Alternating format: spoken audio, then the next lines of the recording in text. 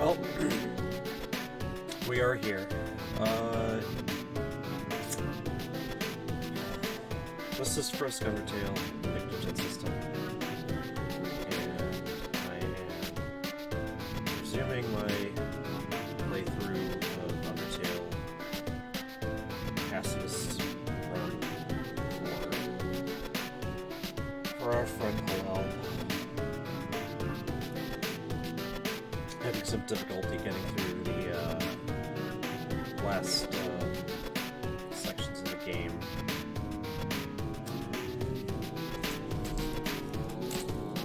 Our intention is to at least try to get through all of the final battles. Might not. After that, there's a last sort of task to perform in the game that people have dubbed the victory lap, and oh, I don't seem to be online, or I'm a little confused.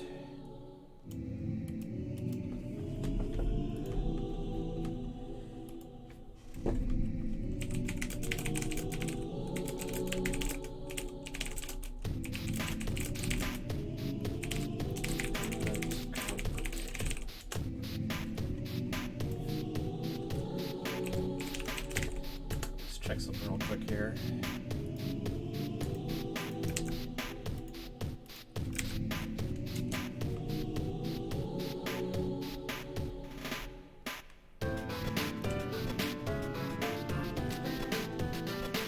Okay.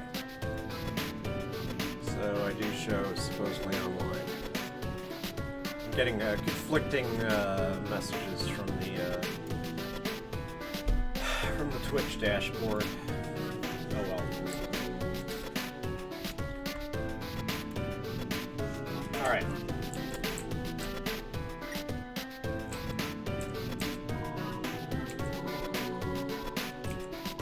Alright. We left off about midway through the True Lab stuff. To recap, down here we've learned that Dr. Alphys had been tasked by King Asgore to perform experiments on the corpses of monsters, not corpses exactly, but monsters who had become comatose, or fallen down, as the term goes, just before finally falling apart, dying, and Dr. Alphys was hoping that she might learn something about the effect of determination as a substance isolated from human souls on monsters, and all she seems to have accomplished is that the comatose monsters suddenly came back to life unexpectedly, and then this went wrong in some way that is unclear. Although I think we've already seen enough to guess what happened to them. They've become these strange composite creatures, the amalgamates, a couple of whom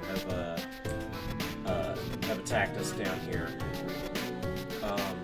But because the amalgamates were made up of from monsters in the first place, they are able in some ways to respond as monsters do. So yeah, she thinks that it's going to be a happy ending. Haha, everyone's alive again. I brought a miracle about by accident, but no, it didn't work out that way. Alright. Okay, we got the key from there already. Now to a part that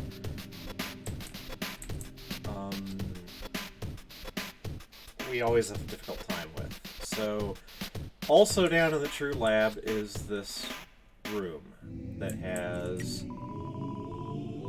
stacks of videotapes.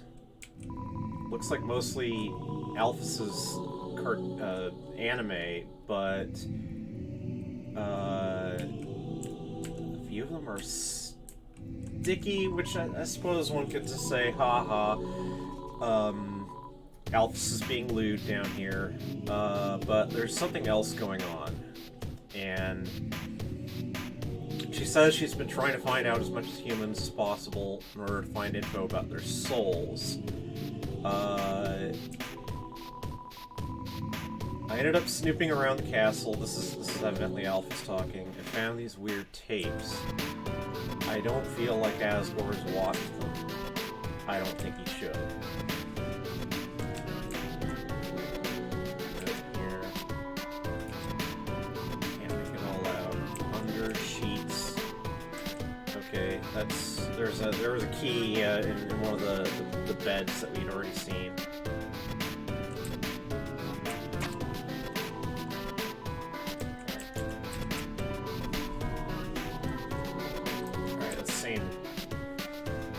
Almost the same bad one.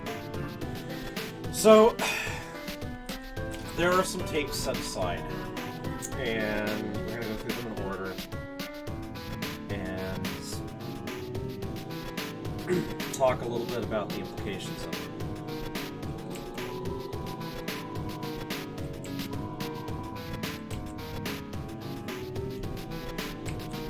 First one.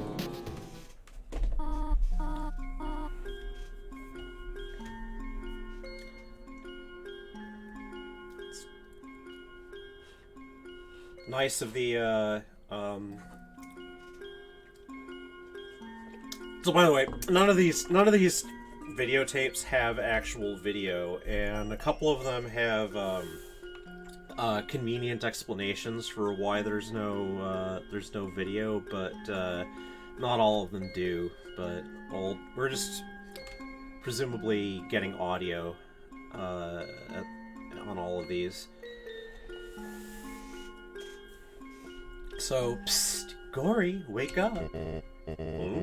What is it, dear?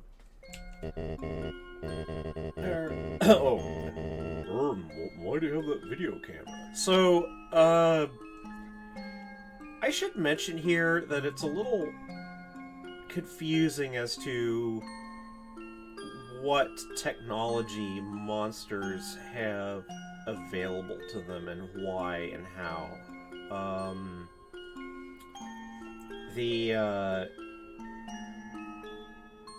This gets into the whole thing about how the game leaves us deliberately confused as to when stuff happens. We are given a couple of dates in the game, particularly 21X, which is seems to be the date when the year somewhere when Chara fell. But that must have been a while ago in monster time. And of course, video cameras such already existed in 21X, but they also they seem to have existed before Chara arrived, because I'm not gonna read it aloud, but so evidently Toriel has hold of a video camera somehow and is teasing her husband with it. What's my favorite vegetable? Yeah, with terrible puns, as we're gonna see. edamame. And it's just like, so she's pregnant with Azrael right now. That's what's going on. Go back to bed, dear.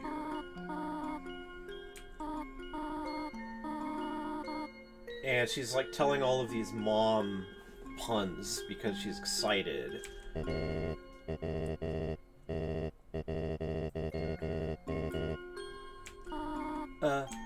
Pomeranian. Yeah, it's bad. Yep, see, there it is.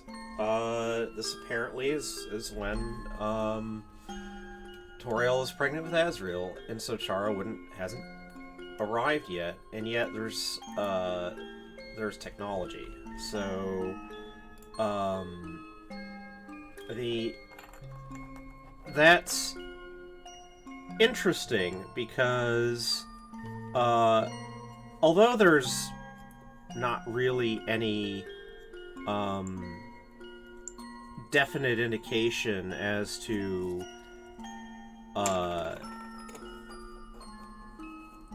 whether whether the dates that we get in the game actually line up with human calendaring is unclear, to say the least. Just because a year is said to be 21x or whatever within the universe of the game doesn't necessarily mean that it's any particular date up above. That there's no way to know. And as I've said a couple times during the stream, it really does seem as though time works in an odd way down in the underground.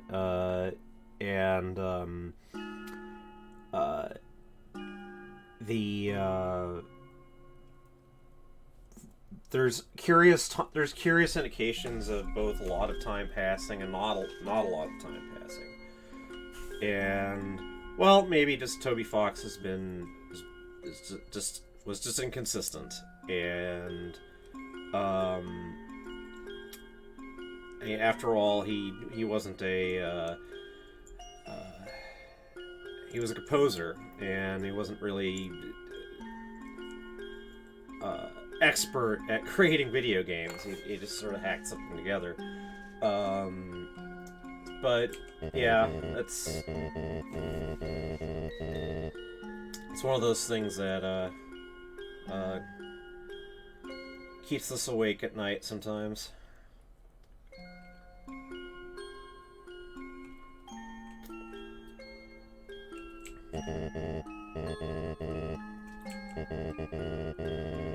Alright. Asgore tries one on his own. Famous Mommedian. Yeah, well, that went over well.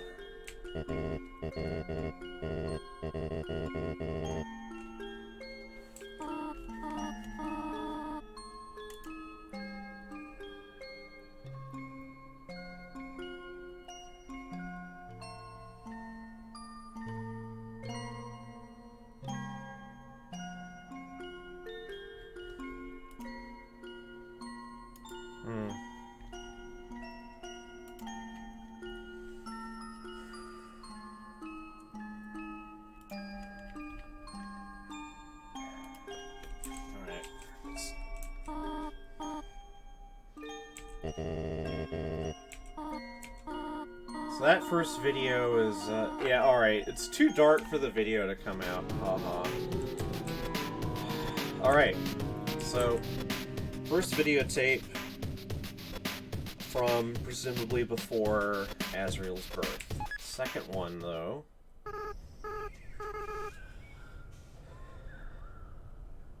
So remember that the game has offered the player the chance to name Chara a name of their own choice, but whenever Frisky is mentioned here, you are supposed to understand that that really this is Chara. It's a bit like, again, because Toby Fox was strongly influenced by the mother games. It's a bit like how one can enter in any names for the characters of Earthbound or of Mother 3, but really we know that they are Ness and that they are Lucas and so forth. So Chara slash Frisky is with Azrael here. Chara's being asked to do their creepy face, which apparently is very effective. But, oh, little Azrael didn't know how to operate the video camera properly.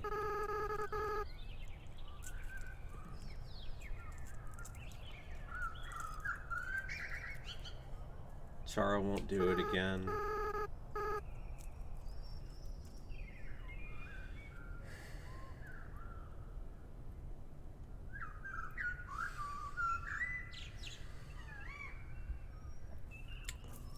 So,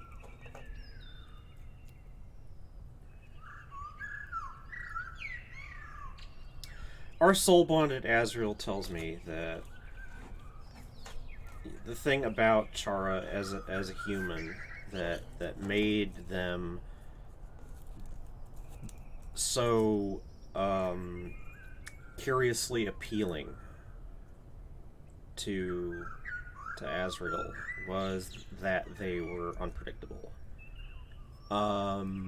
Monsters are very tend to be, they have a harmonious life, and not completely harmonious, but they tend to be much better than humans are at simply accepting situations that they are given, and will the idea of a monster, like, monsters will get bored, but not nearly with the facility that humans are generally tend to be very bad at doing the same thing over and over again, and that's just not a problem for monsters, especially considering that a lot of monsters, like take an extreme example, take the example of the snowman, who is quite content to simply sit there and exist, and wishes to see the world, but is content with just having a piece of themselves taken on a journey for them. That's not a mode of existence that human beings are very familiar with. Although some human beings are capable of this, or capable of approximating it anyway.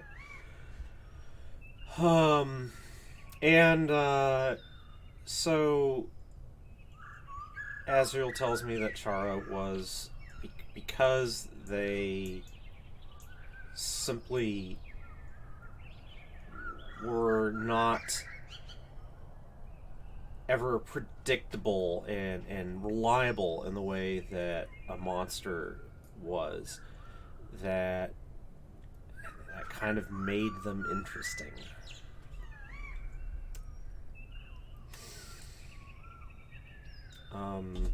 Well, anyway.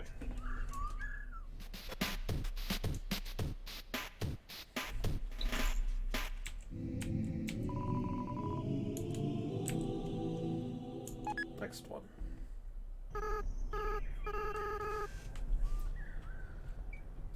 Smile for the camera, Chara. Yeah. So Azrael tries to pull a trick of his own.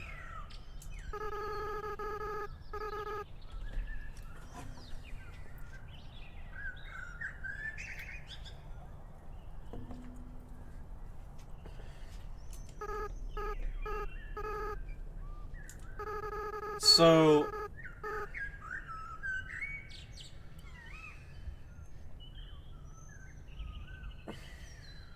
a difficult episode is about to be described here.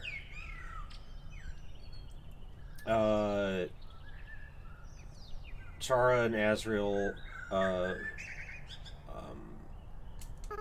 talk about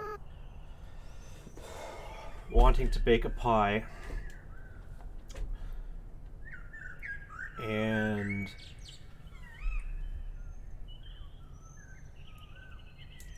thought that they so asked for cups of butter, but accidentally put in buttercups instead. Now, well, buttercups are a little yellow flower. They're not they are not the golden flower that Asgore loves and makes tea out of, or that Alphys tried to turn into a vessel for souls.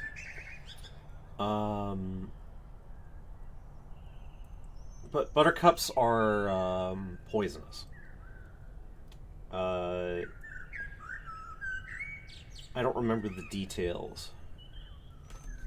They will at least make you very sick if you try to eat them.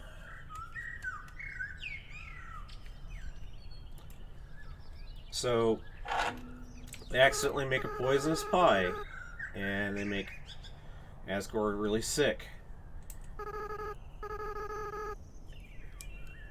Toriel was upset. And then Azrael says something curious, which is, I should have laughed it off like you did.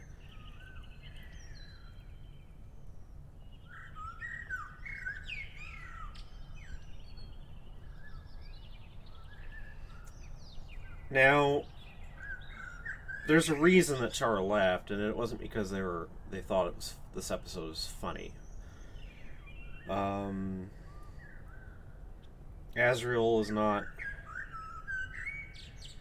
Azrael doesn't know ironic laughter. And the reason that Chara laughed here, they're telling me, is because they immediately realized that they had a means of killing themselves. And they take that thought immediately into what comes next.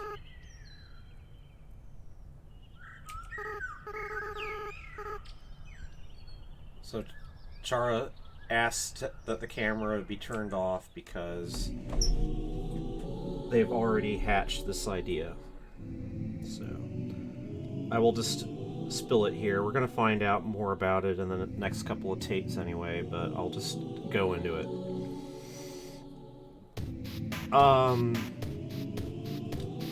Char was not happy in the underground. They weren't really happy anywhere. And, for reasons, Chara eventually decided that the only way out was death. And they found out that by reading the monster's lore that if they died, then it would be possible for a monster to absorb their soul. And they decided that this was preferable to being alive. And I don't think that the monsters were... Not that Chara ever explicitly told them, hey, I'm suicidal. I don't think that was something that the monsters ever could quite have understood. Monsters, I suspect, can simply die if they like, but then they'll simply run out. They'll run down, like the falling down thing that we talked about earlier. You can think of that as a monster that simply cannot or possibly will not go on. They decide to, okay, I'm done. I believe that is possible because uh, a monster's strength, their magical strength is tied to their emotions. So a monster can conceivably simply decide that that they feel so bad that they'll just fall down, go catatonic, and then dry up. Uh,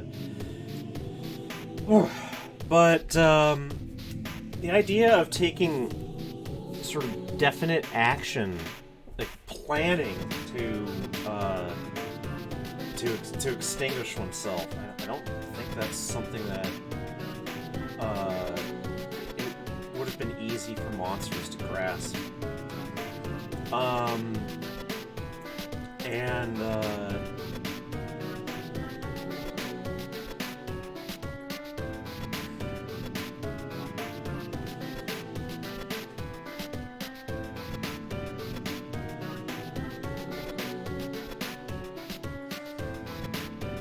I don't feel like I can say any more right now. I'll just continue.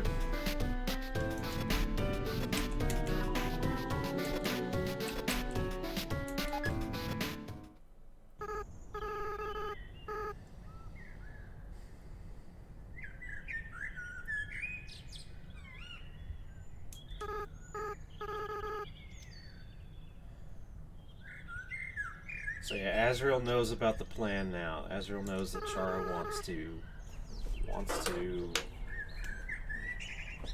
kill himself, and the reason that Chara has used to try to talk Azrael into doing this is that they're going to when they combine, they'll go through the barrier and they'll bring about the freedom of the monsters, but Chara says that their real aim was simply to run away with Azrael and also to make a bit of trouble for where they were from, their old home, because they were they absolutely hated where they were from and were very badly treated there. No great sort of no nobility, no great desire to be world destroyers either. All that Char knew was that the only person that they were ever happy around was with Azrael, and they wanted to try to keep that going forever if possible. I think it bothered. Oh, I think it bothered Chara that it may seem funny to say that Chara was someone who both was willing to kill themselves, but also willing to grasp at a chance of long life with the only person that they ever loved at the same time. I think what especially bothered them was the idea that they would have some kind of long life, but then simply die, and they would grow old and die. Whereas Azrael would just keep going, and they knew from the example of Azrael's parents that Azrael could easily live to be centuries old. Asgore and Toriel go back to before the war. They go back to when monsters were still living on the surface. So I think that the prospect of never feeling like they were actually happy, uh, but still being alive with Azrael, that wasn't nearly as attractive a prospect to them as the idea, well, if just my soul lives on in Azrael, then we'll be able to just keep. I'll be able to live with. I'll be able to be with Azrael forever, and I won't have to worry about being myself when doing it. Because Chara didn't like being a human being very much, and it's hard to blame them sometimes. Anyway, Chara did tell Azrael a bunch of lies in order to try to get Azrael to go along with this. That is indisputable.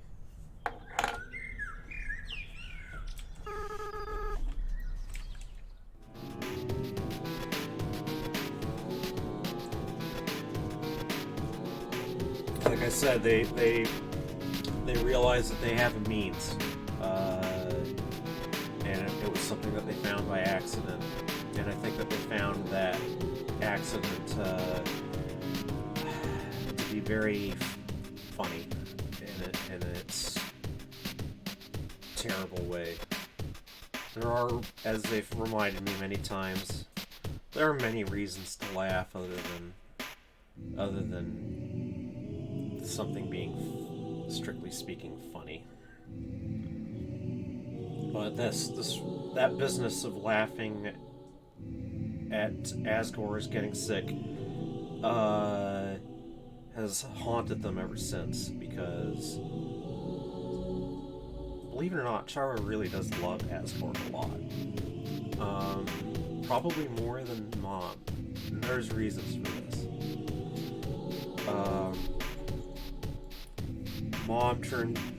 Toriel turned out to be someone whom Chara did not trust. And when Chara found out later that Asgore had just kind of become this cowardly child murderer lurking in his home, waiting for sacrificial victims to show up, Chara was incensed, heartbroken. They didn't want to think that Asgore had been someone like that.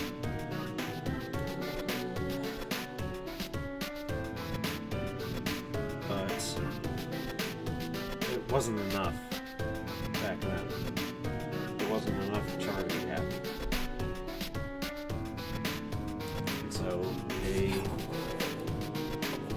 ruined everything.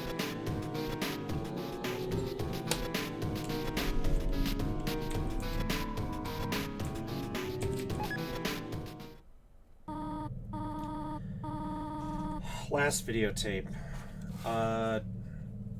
Don't know how this recording is being made exactly, but Chara is now dying at this point.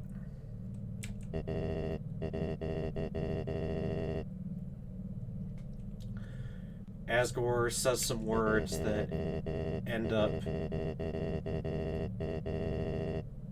that, although Asgore had no way of knowing it, these words hurt Chara very much, because the last thing that Chara wanted was the responsibility of being the future of humans and monsters. Chara wanted to run away. They just wanted out. And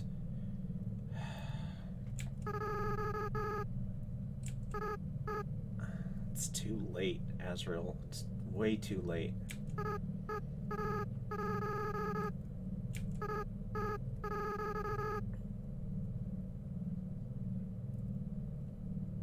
And yeah, I don't know that Chara ever seriously intended to carry out this bit of things.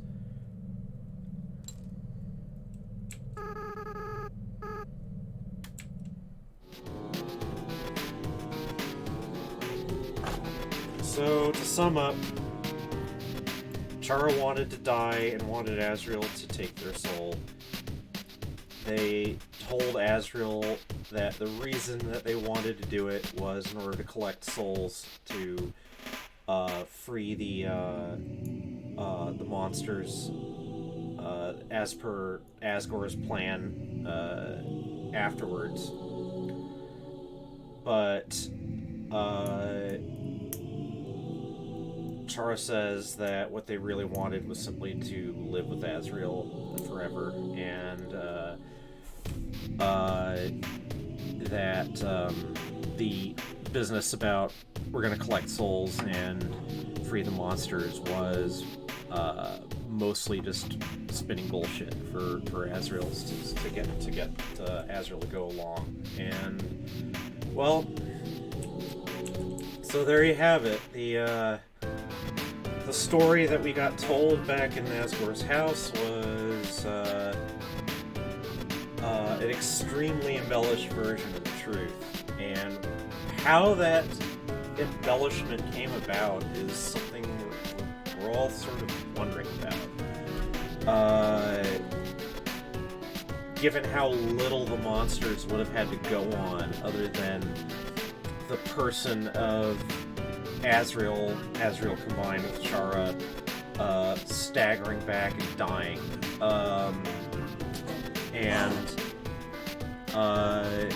There wasn't any time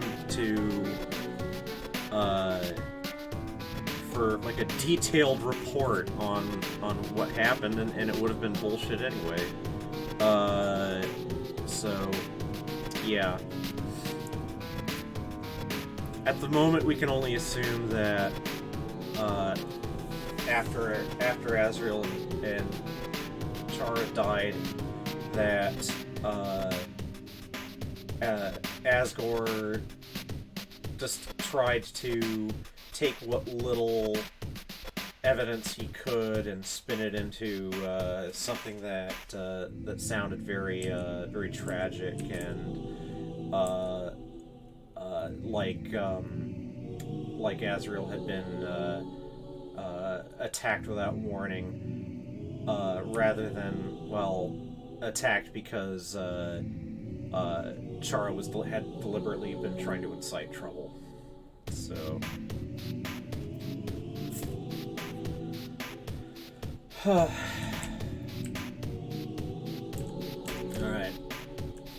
This is not a save point.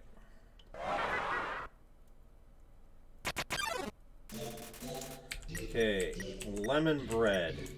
We did run into it and mess up last time.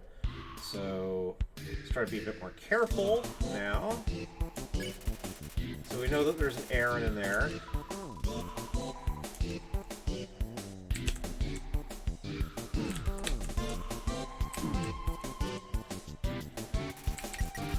Slow here.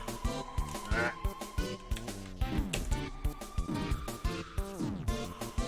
Ugh. That didn't last long.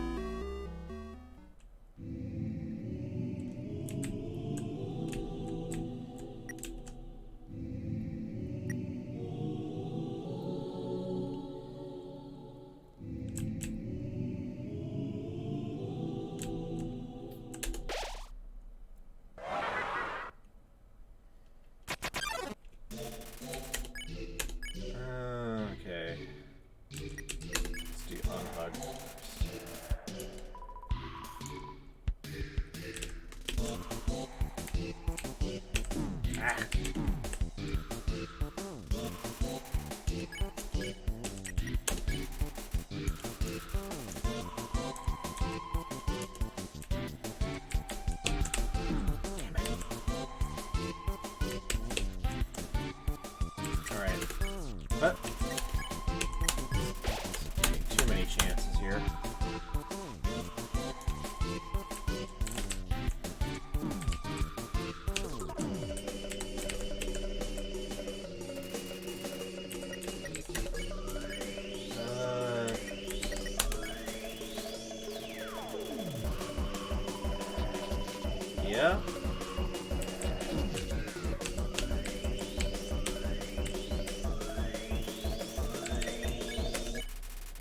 Alright.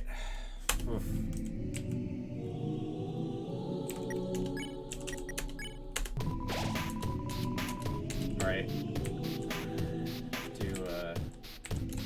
Make sure I do that.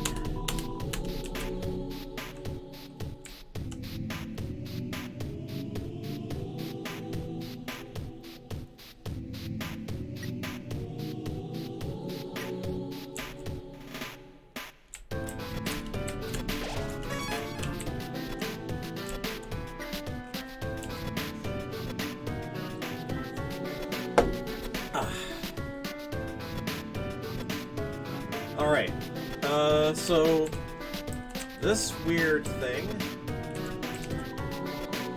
is the determination extraction machine. Now, you may remember a note from earlier that talked about blueprints and where Alphys got blueprints for making this thing is a bit unclear, except if we go into that shack or shed that's behind Sans' Pirates' house, which we won't be doing in this playthrough because it's complicated to get into that building, one finds a thing that looks eerily like a model or prototype of this very device, this kind of odd skull-looking thing. So the hypothesis is that Sans had some sort of involvement with Alphys's research.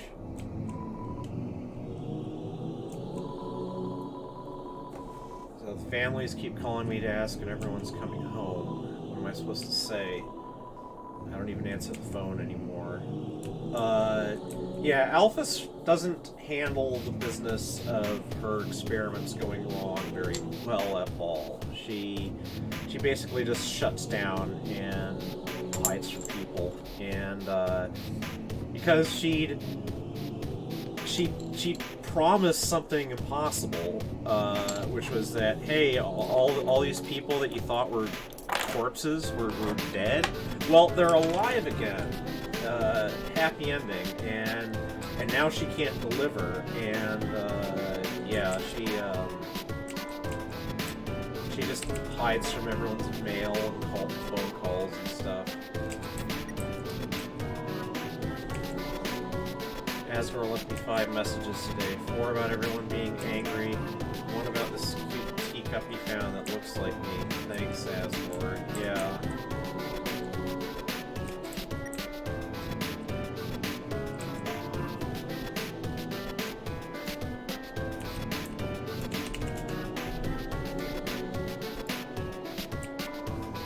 I spend all my time at the garbage dump now. It's my element.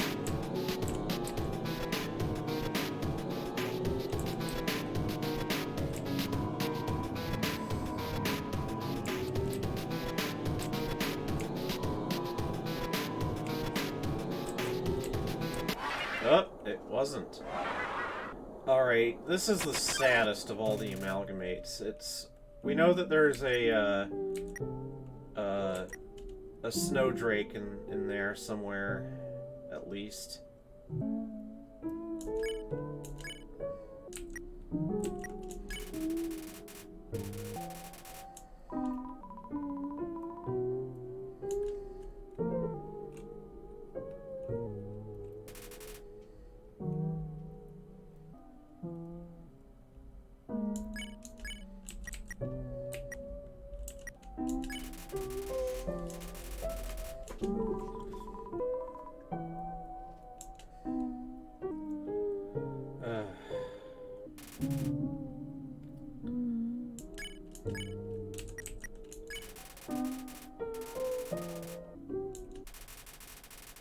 Yeah.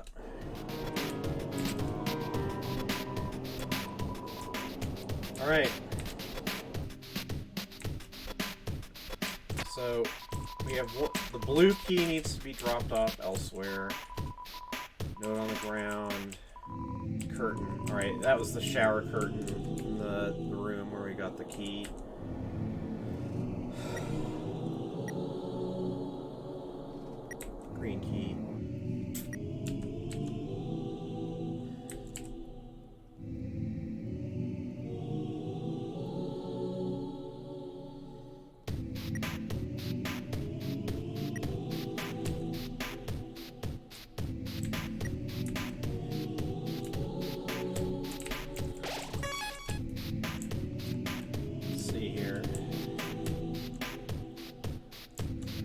back.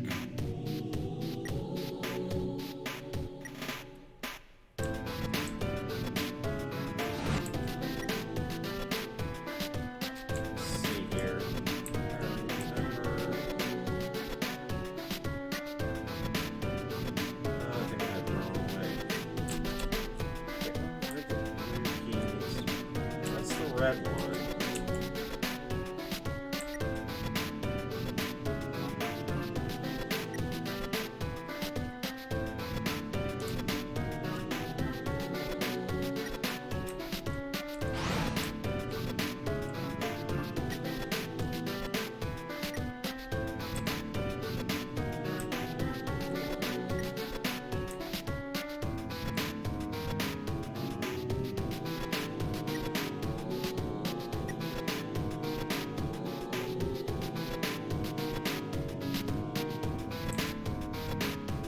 Here we go.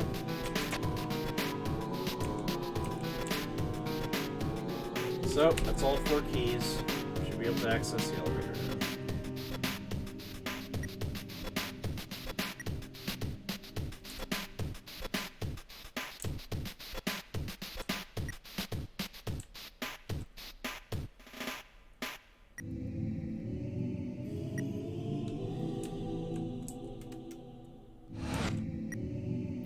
Okay.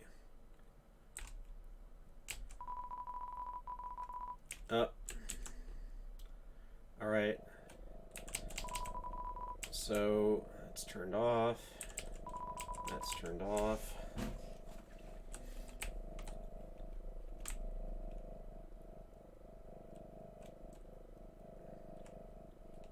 Elevator control with a nice red-eyed smiley face on it and heart.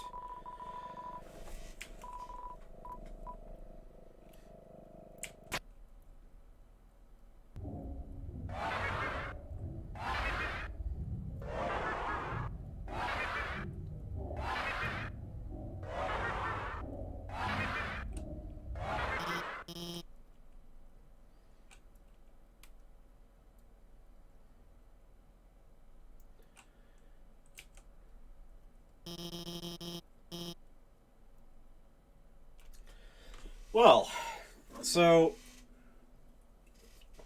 do you remember the sack of dog food that was upstairs in the visible part of the lab that Dr. Alphys had next to her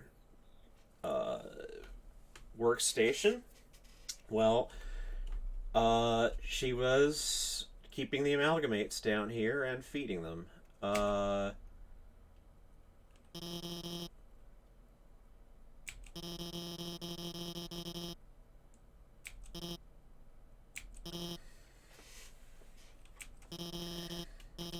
Feeding them dog food doesn't seem like a great. One of them is a dog, or several dogs anyway. But yeah, I don't know. I suppose Alphys is at least trying.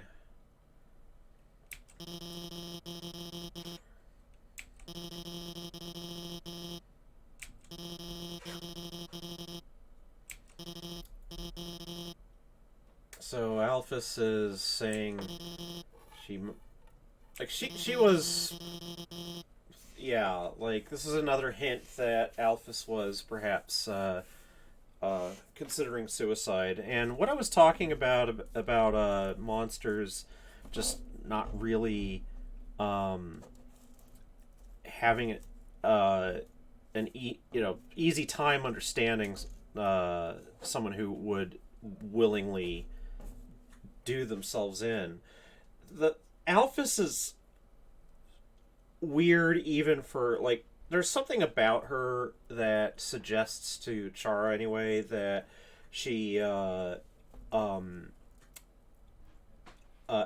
some reason for particularly hating herself, like even before any of this happened. That she has just abysmally low self-esteem and seems to regard herself as a misfit, and Charis wonders if Alphys is a rare monster who doesn't have native magical ability, and that would explain why she's so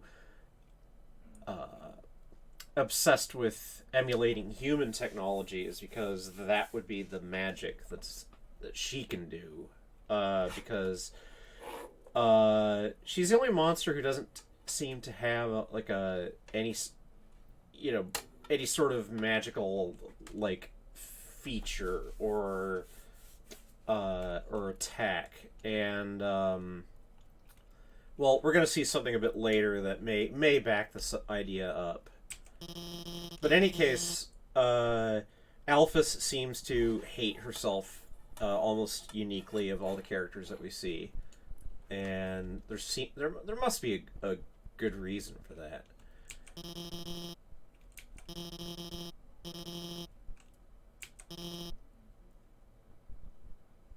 Do something cowardly, yeah.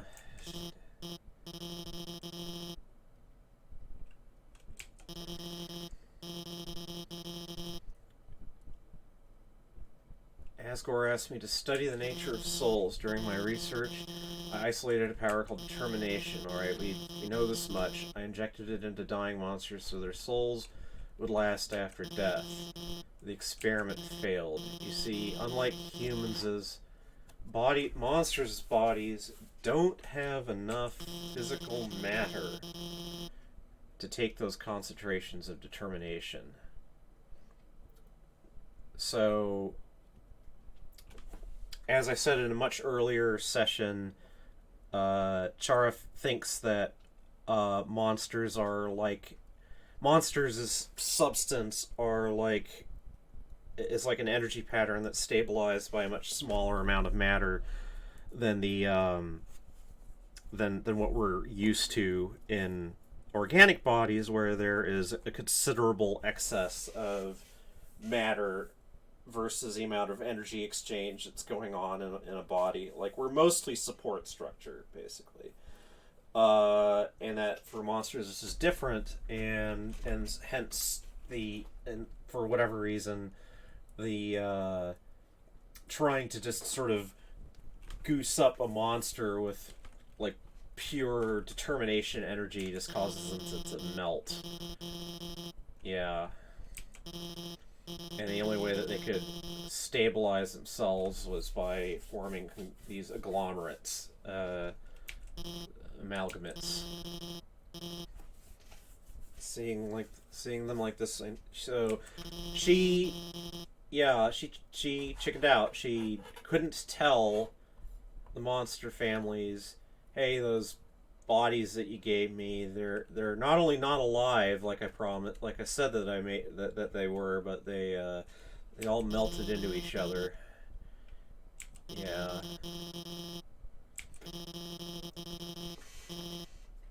And then she just sort of shut down. She didn't do any more work after that.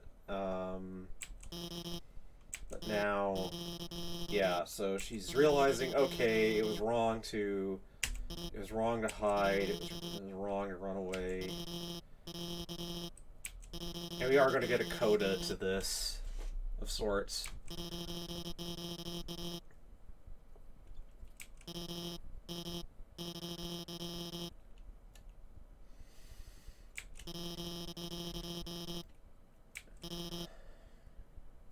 Well, come on, guys. It's time for everyone to go home. And that is what happens to the amalgamates, as we'll find out. They, oh. A smile, huh? Entry number 8. I've chosen a candidate. I haven't told Asgore yet because I want to surprise him with it. In the center of his garden, there's something special. The first golden flower that grew before all the others. The flower from the outside world. It appeared just before the queen left. I wonder what happens when something without a soul gains the will to live. So, the golden flowers.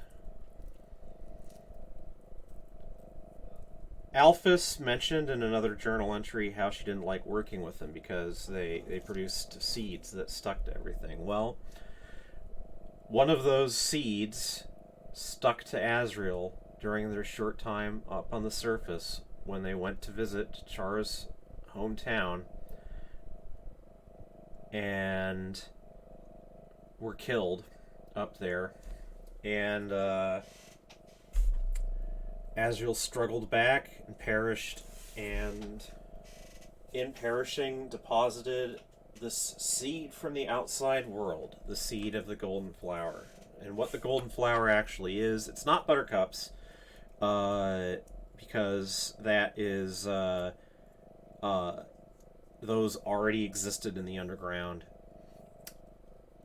What the golden flower might actually be, Chara's once did a little horticultural research to try to find out. Didn't find anything that seemed to be a good match, but it didn't look very long. But yeah, Alphys took that flower, that species of golden flower, and injected it full of determination, and that was to be her experimental vessel for the souls, the monster souls that she thought she was going to collect from corpses. Didn't work out that way, though. The flower that she filled full of determination just disappeared. I wonder where it went.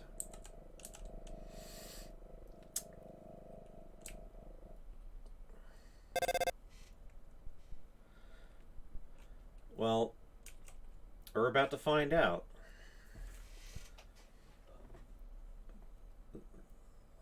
Cell phone rings with a different voice answering.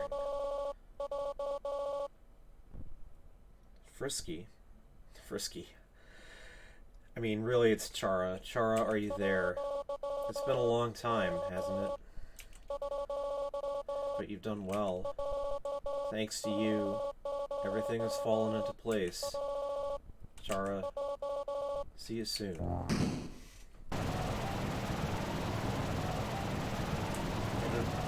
Another malfunctioning elevator. Half a second.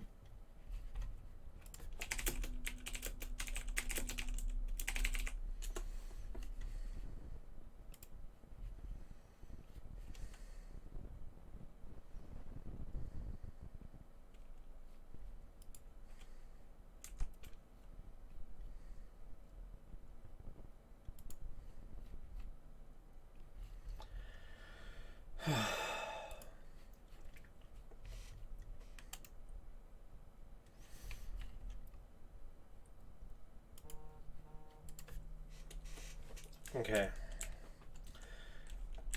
There's vines growing up all around the elevator. Yep. And I wonder why that is. Nothing sinister going on here? No, sir.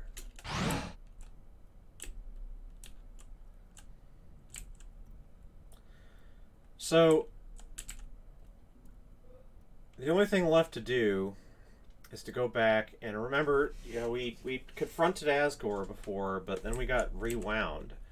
So Asgore is still waiting for us. No save points.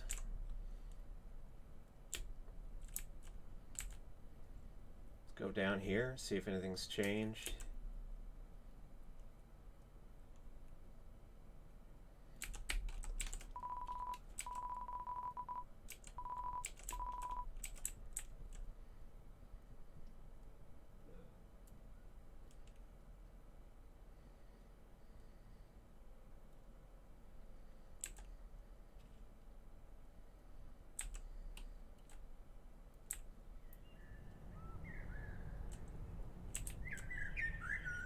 Birds are singing.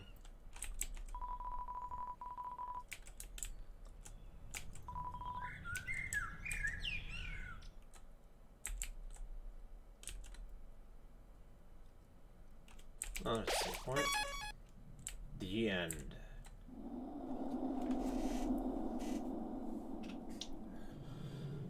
And we're back to Fluffy Buns, back at the barrier.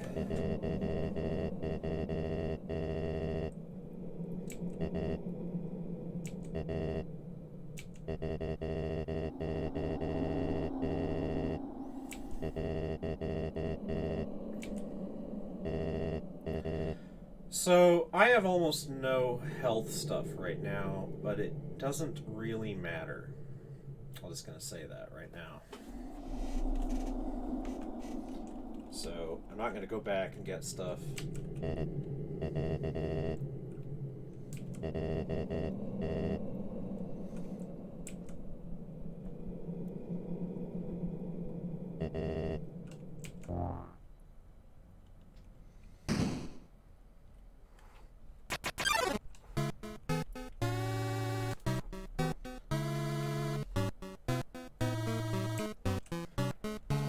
Shining through the barrier.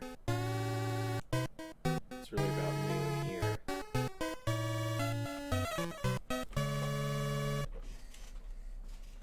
Maybe I'm doing this at the wrong time of day. I never know when the right time to do anything is.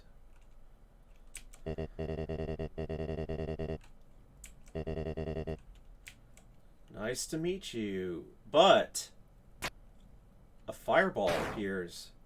Knocks Asgore flying. Who could it be? Mom!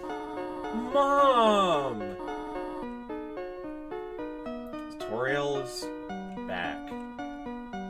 Repeating her dialogue from before that she spoke to Flowey. She's repeating it at Asgore.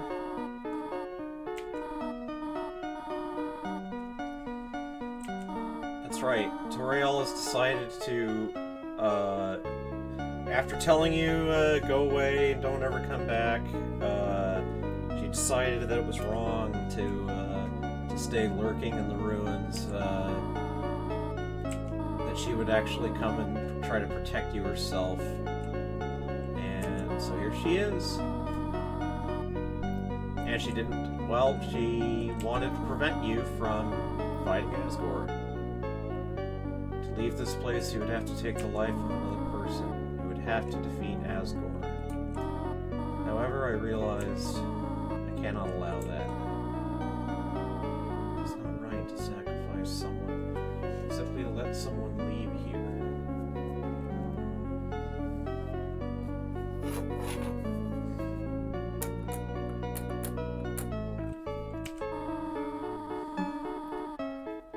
Is that not what I have been trying to prevent this whole time? So, for now, let us suspend this battle. As terrible as Asgore is, he deserves mercy, too. Tori, you came back. Don't Tori me, dreamer. Yeah, a whole ton of Undertale fans so want these two to get back together, and it is so wrong.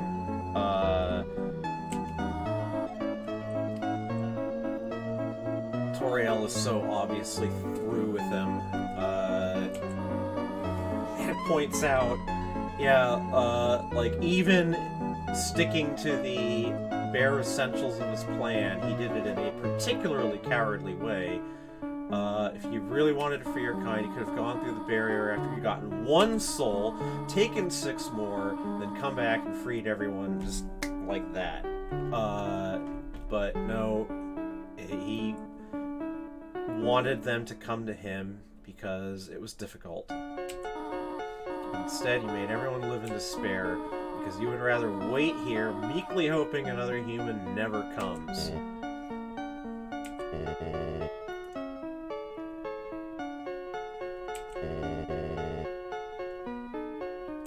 So it's sort of like either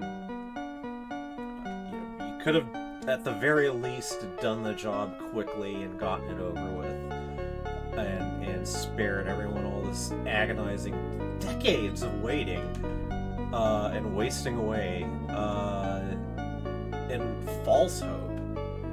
So yeah, like whatever redemption is coming to Asgore, I myself don't believe that one could possibly simply put Asgore and Toriel back together again, happily living with me. I know what you have all done, Undertale fans. I know what you have done.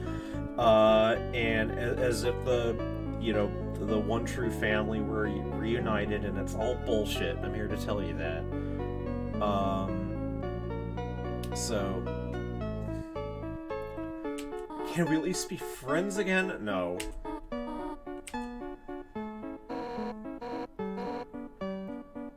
Now, Undyne bursts in. So as I've said, Undyne seems to have an almost filial regard for Asgore. Asgore's all crying.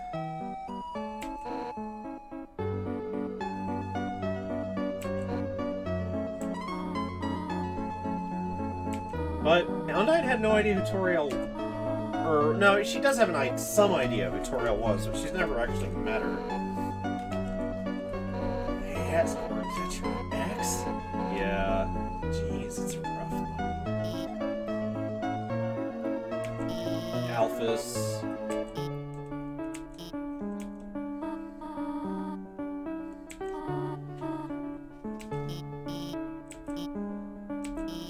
Yep, she didn't know. Didn't even know that Toriel existed, which kind of makes me wonder what Asgore had told. Alphys worked for Asgore, and yet Alphys doesn't know that Toriel even existed. I find that curious. I guess Asgore was pretty closed-mouthed about whom he told about his past. Undyne seems to have gotten some of it, but Alphys, no. Fire shows up.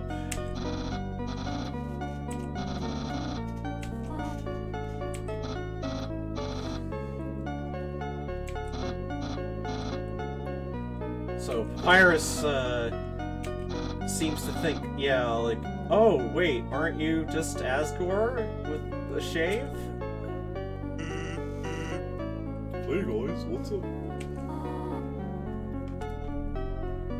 And Toriel immediately knows who that is. It's the knock knock joke teller from behind the door. Guess we know each other. And so yeah, no Asgore's face. Toriel immediately goes to Sans. So nice to meet you, Sans.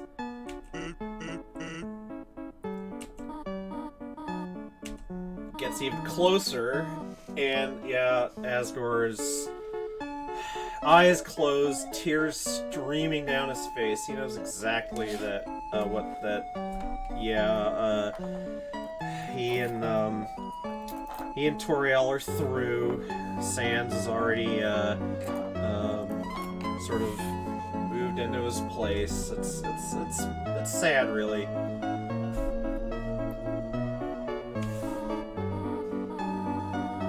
Like, after Chara found out about Asgore's sort of sacrificial mill business, they dropped the Dreamer, spelled D-R-E-M-U-R-R name. They dropped that name, but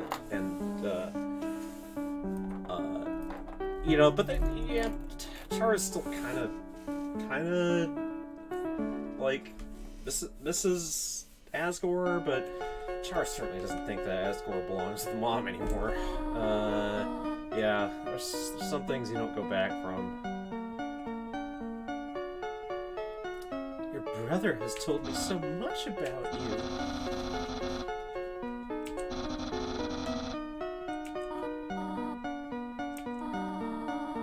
But unfortunately, Papyrus is about to find out that Toriel also likes awful puns. A skeleton tiles his roof with shingles. Yep.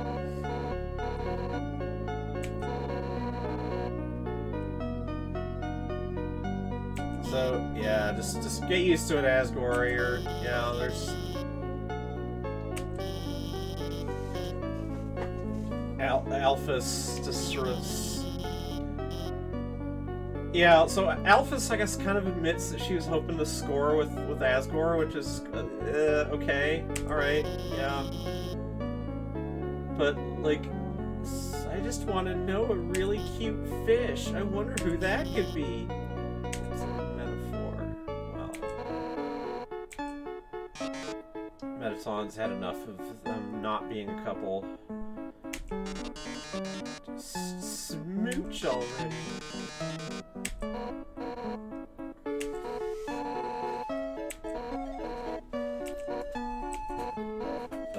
Alphys? Let's do it!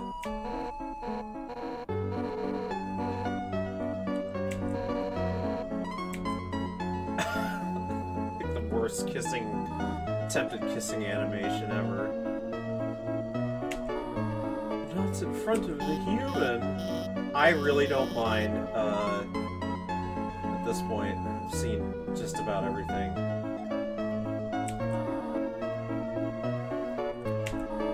Gosh, is this going to be a happy ending? Look at all the great friends I've made. I think I will be happy here. Hey, by the way, why are we all here? You called everyone here, right?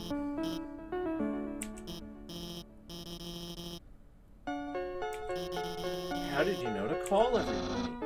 Let's just say a tiny flower helped me. Uh-oh. Yeah, and Alphys knows exactly, at least what it is. Dang.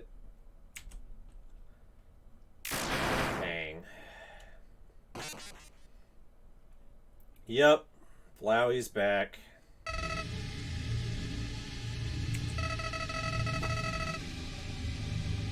I don't like using the word.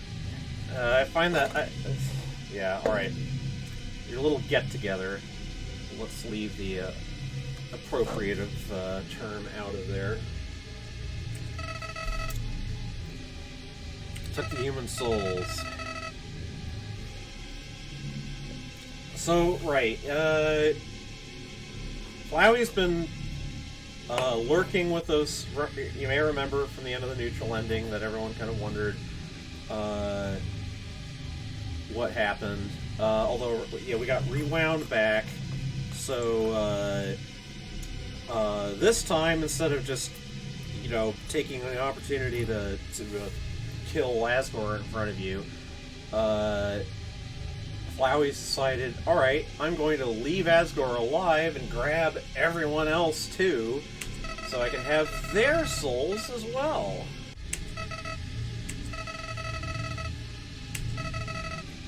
So, Flowey did find a way to one-up himself. Themself. Flowey really have a gender?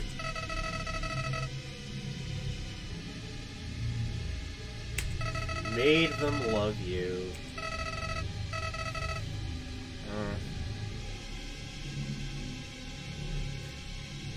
Like, in a way, this is sort of abusive talk. You know, both. You get this from abusers, and you get this from, like, if people who do it to themselves because they've suffered abuse, who act as though if someone loves them, then they must have made them do it somehow. That someone loving you is something you've inflicted on them. It's your fault. And it's like Flowey is just sort of repeating that. Yeah. The only reason they're here is because you made them love you, and now I've got them all.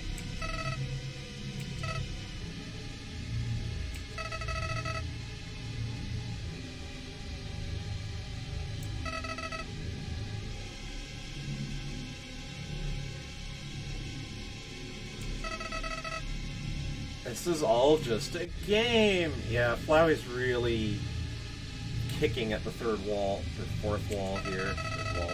So which one was the third one?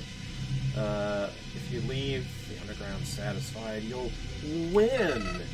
if you win, you won't want to play anymore. Well, that is certainly not true.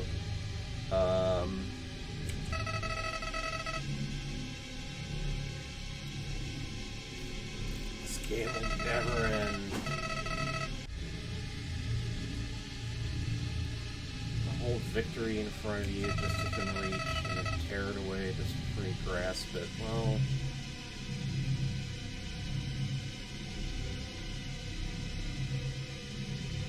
there's some truth to that.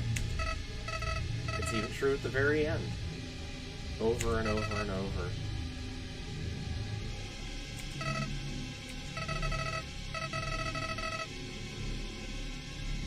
Do defeat me, give you your happy ending, bring your friends back, destroy the barrier.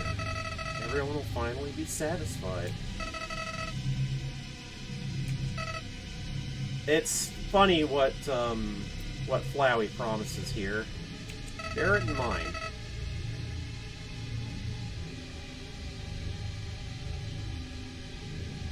I'll keep you here no matter what. So, I'll kill you 1,000,000 times.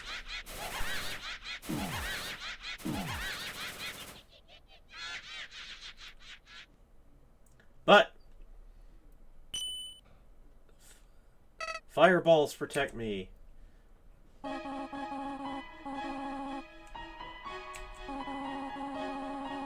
Toriel says, "Stay determined.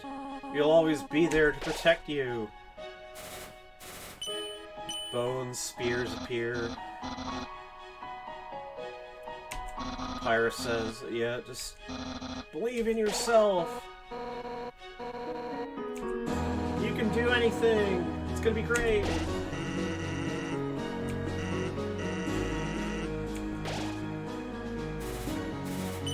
And by the way, so a wall of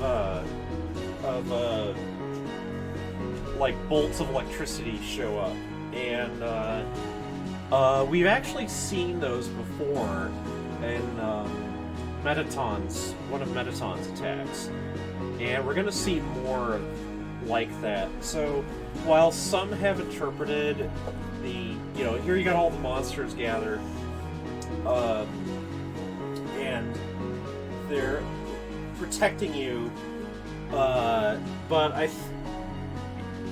even though the other monsters seem to use their magic attacks to protect you, I think Alphys is using tech. The same tech that she gave Metaton.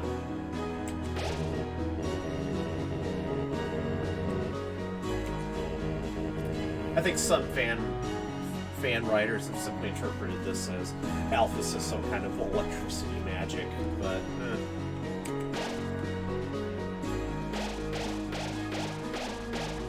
like everyone's here. There's Frogget, there's RGO1, there's Muffet, Monster Kid, and all bunches of monsters. There's monsters everywhere. Flowey is like, "I don't believe it! I can't believe it actually worked!"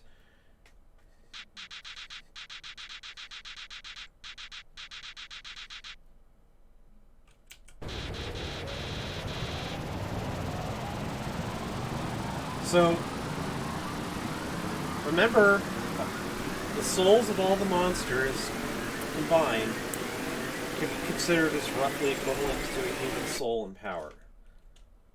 And so Flowey has achieved...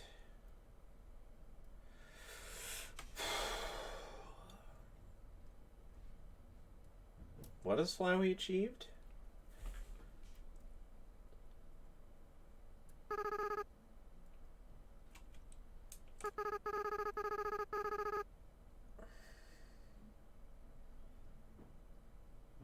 Guess who?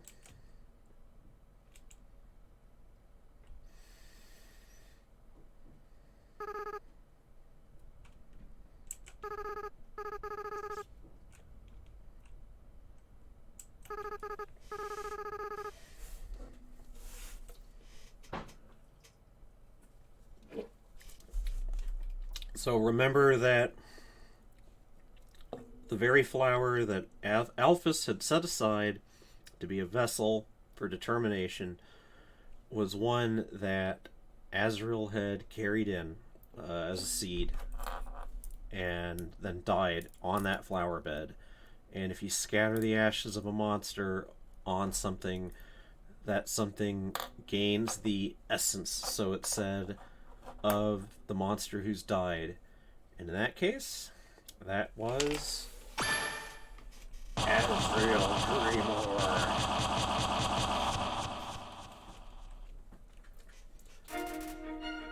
But Azrael is now no longer a little fluffy goat boy, but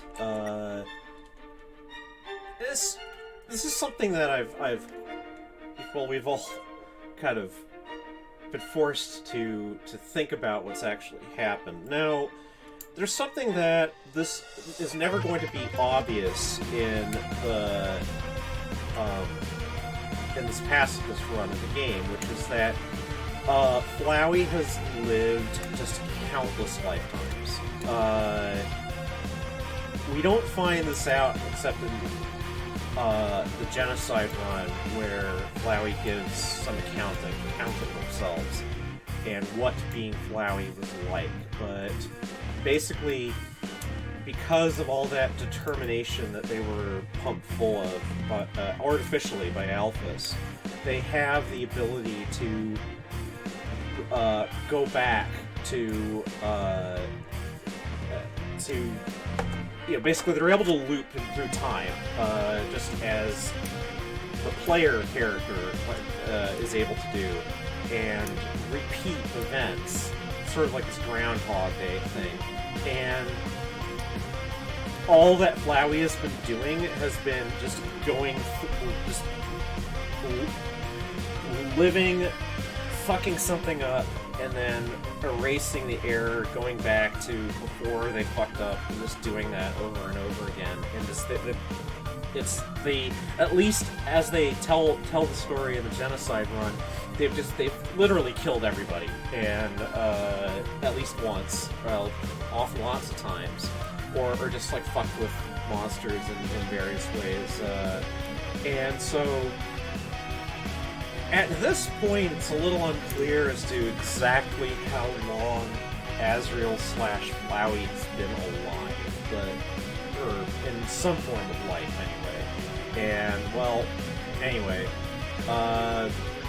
because of that, and because of the power that they have from all these souls that they're exploiting, Azrael is going to take a variety of forms here. Fluffy goat boy no longer. Anyway.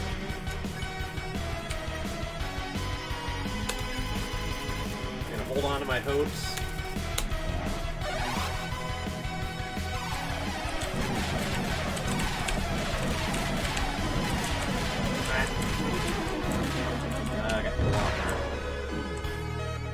Okay, but it's okay.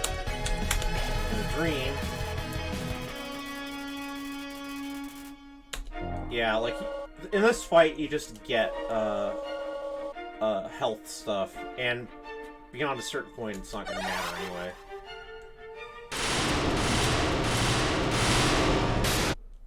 Yeah. So, notice what's gonna happen.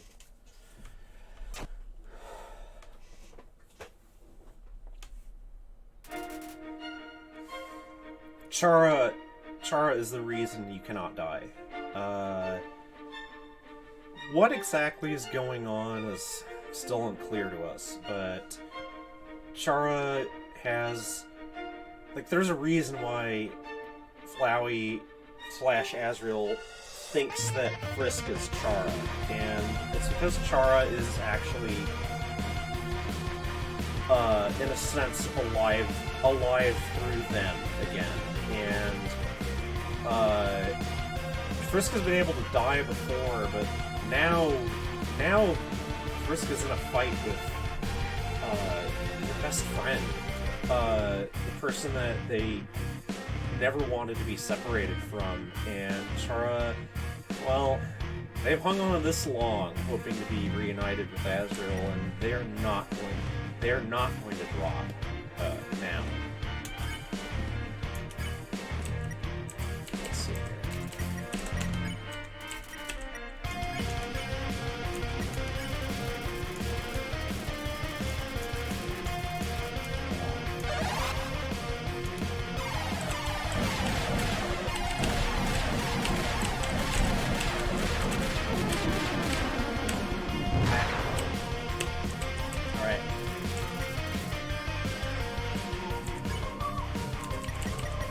Last green.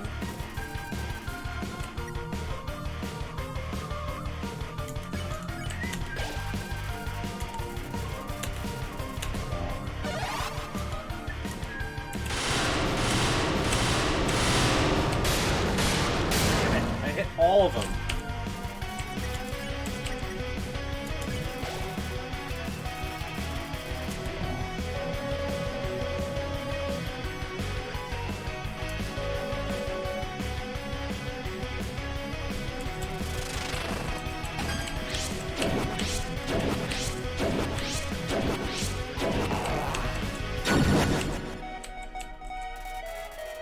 Azrael says that they just...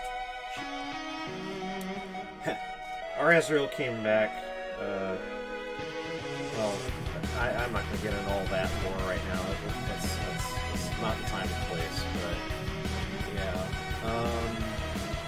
Let's do this.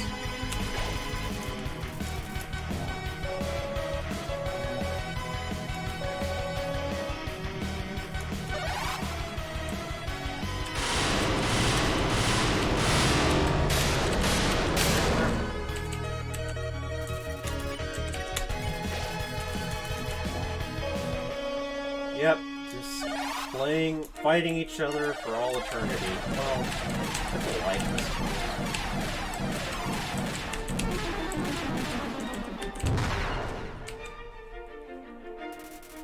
It seems to suit Char pretty well. Anyway.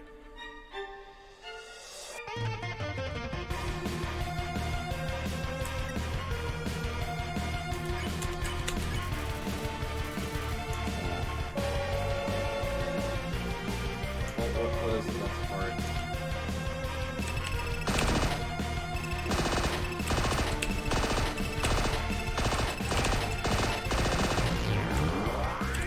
Yeah! Alright, yeah, I'll do it. I'll lose to you again and again and again.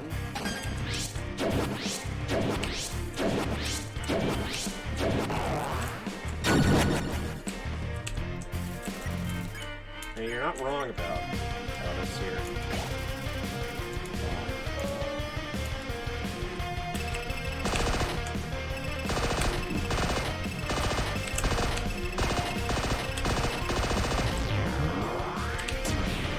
Ow. Alright.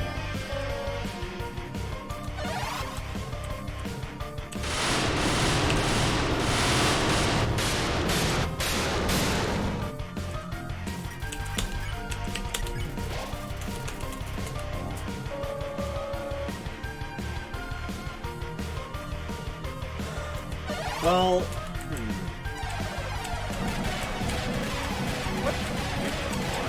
I mean, happy ending, sure, but...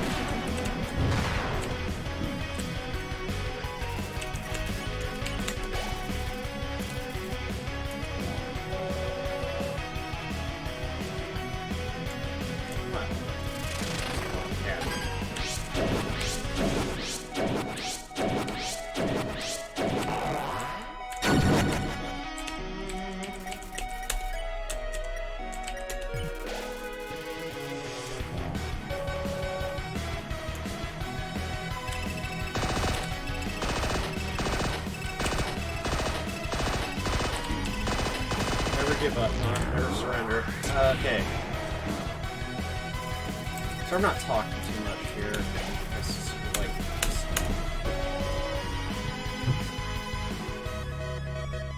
there was a sense that this is kind of like work for me. You understand?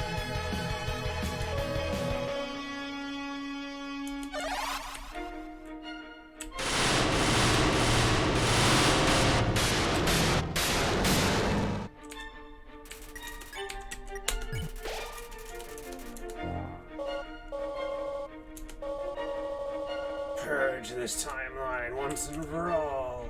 So, yeah, interesting comment that.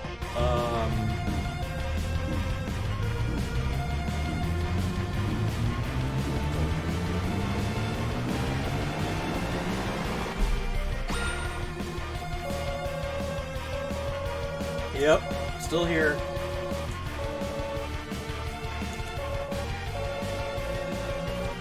The Dragon Ball moment. I have actually only been using 30% of my power. Now I'm going to be using 70%.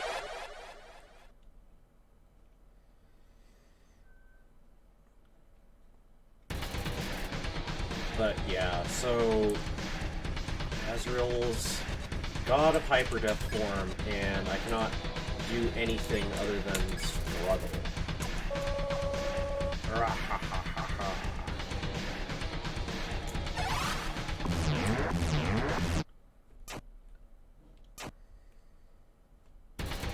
Yeah, I can't even heal.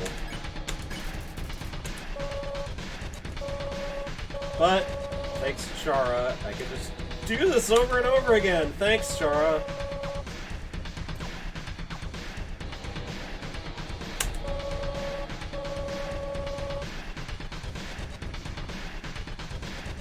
That's a mood. Well, no one knows where I am anyway.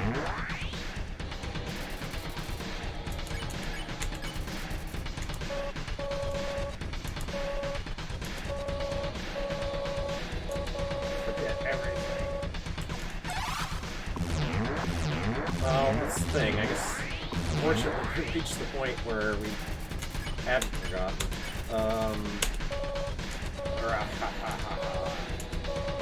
So, by the way, all of these silly attacks, the Shocker Breaker, Chaos Buster, and stuff like that, all of this derives from back when Chara and Azrael were kids, and were, like, daydreaming about being powerful and being able to be a superhero, and coming up with, like,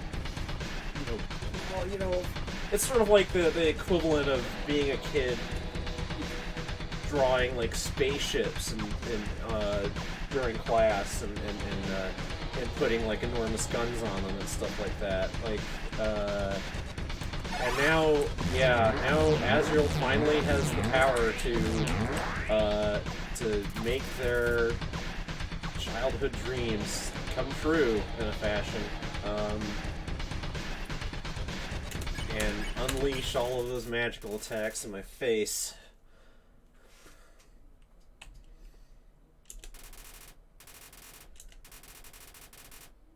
Huh. You try to reach your save file. Saving the game really isn't possible. But maybe, with what little power you have, you can save something else. Ah, now I'm free again. So, remember that Azrael has all these monster souls absorbed, and Azrael's now going to use them to manipulate all your friends into being weapons. They're going to attack. But it's possible to get them back.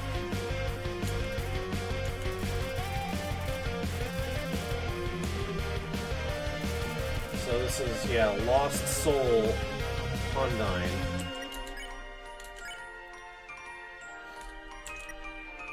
So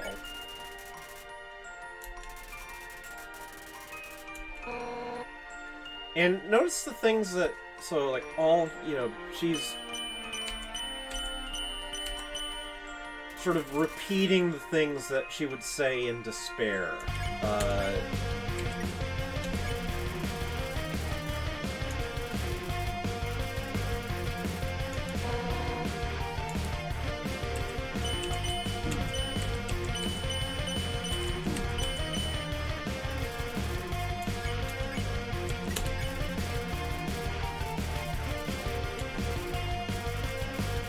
Memories are flooding back. Well, some humans are okay, I guess.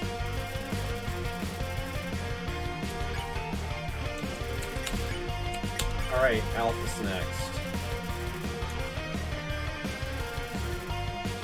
Ooh, Alphys is really...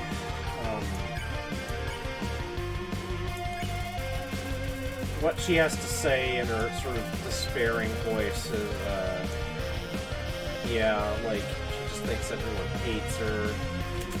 You notice that these are, like, metataunt attacks. So, that's one reason that Chara thinks that Alphys doesn't actually have native magic. Tell me about Mew Mew Kissacutie.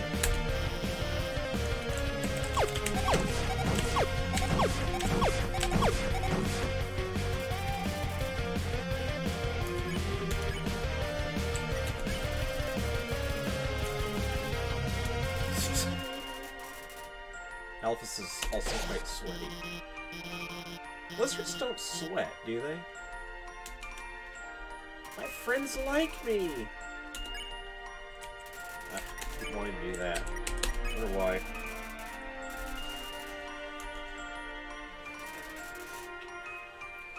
Okay, these two appear in pairs. They're in a pair, and then Asgore and... Asgore and Toriel appear.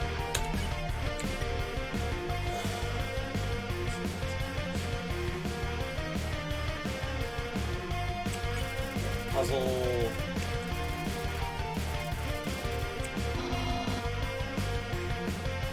So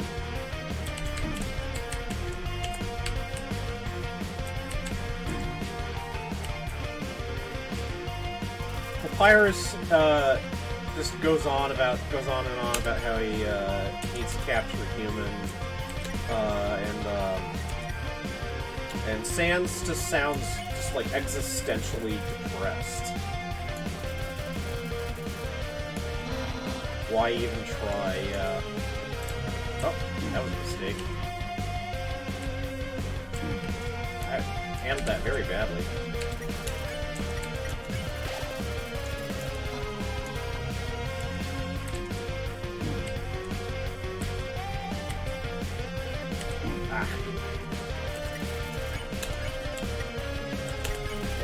Bad joke.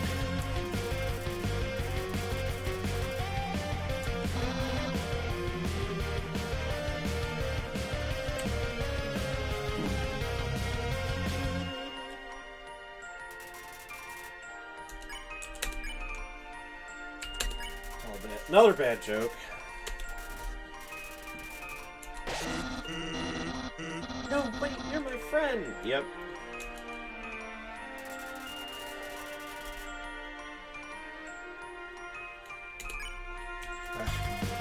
Doing that. I hate that.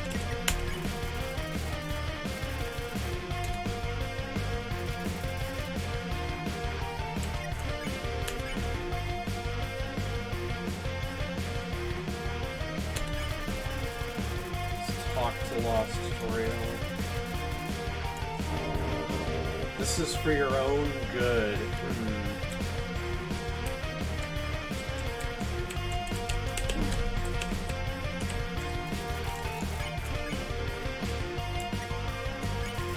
Hug Lost Toriel.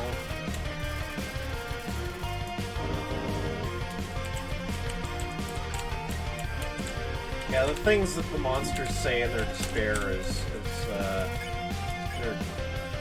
very characteristic. I do prefer cinnamon instead of butterscotch. Well, I don't think cinnamon is like, I don't think a cinnamon only pie is like, what would that even be? Mercy.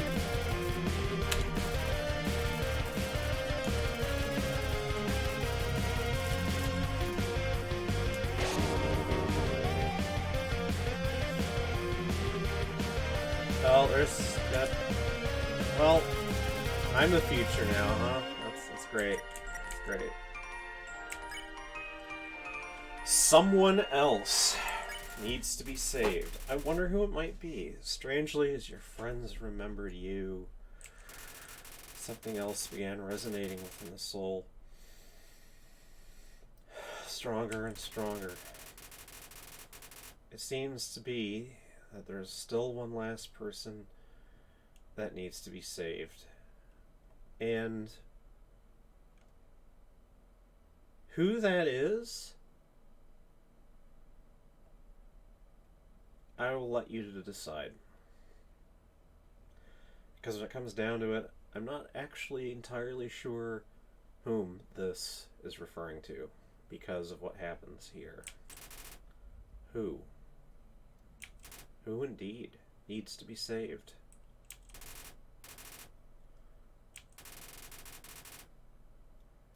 You call their name.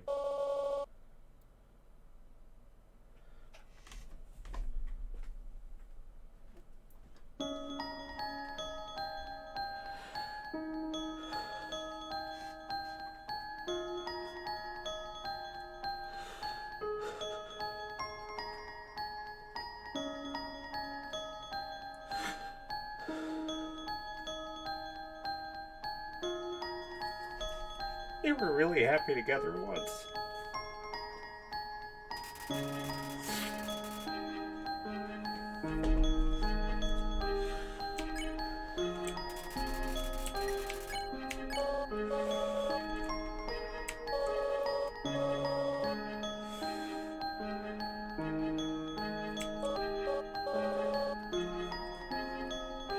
I don't think Ezra likes being reminded.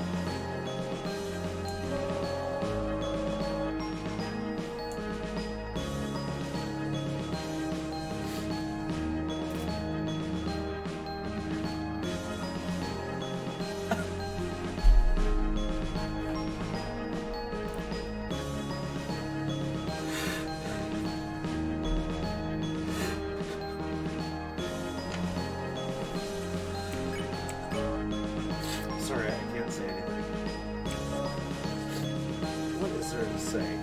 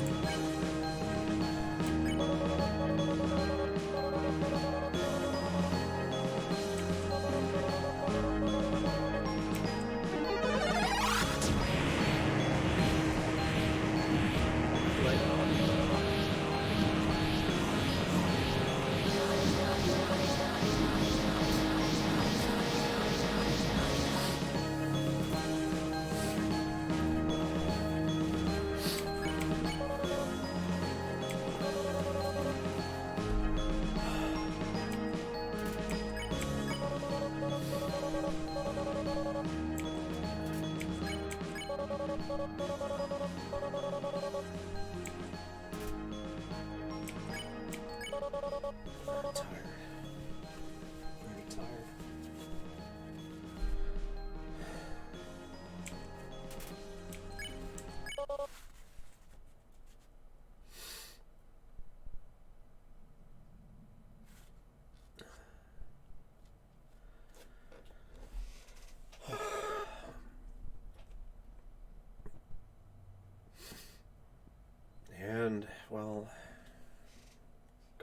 for death no more.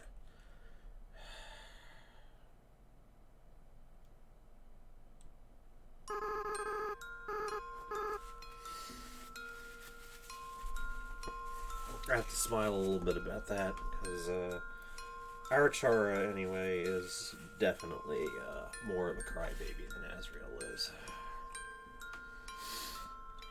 I don't know, maybe the years have changed them. Maybe it wasn't always like that.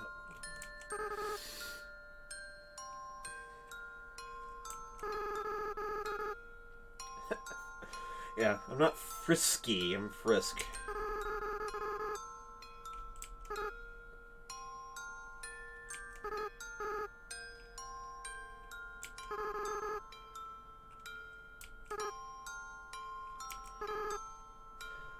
Frisk.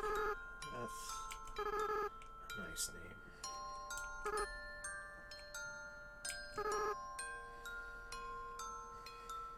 Yeah?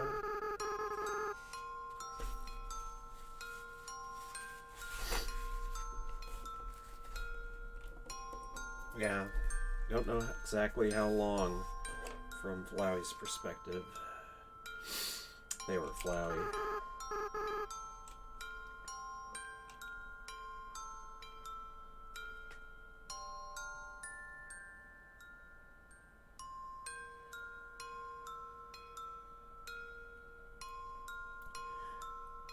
This kind of stings a bit, because I have not considered myself as someone who's had a soul. I just do things that other people tell me to do. Try to behave in the right way.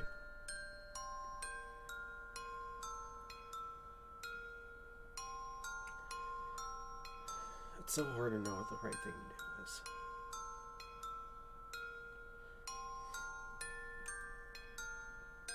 I only ever know by trying.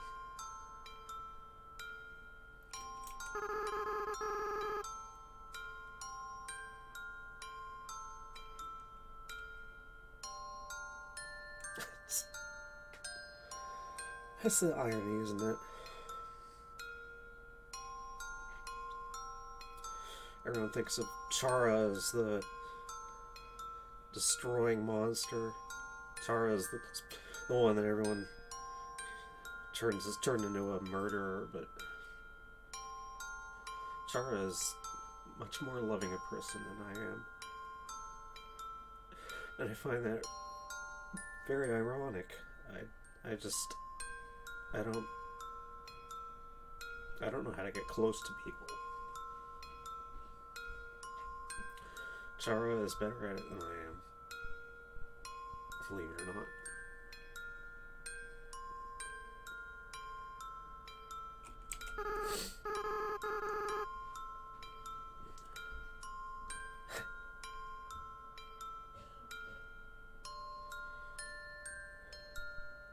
Chara loves Azrael so very much.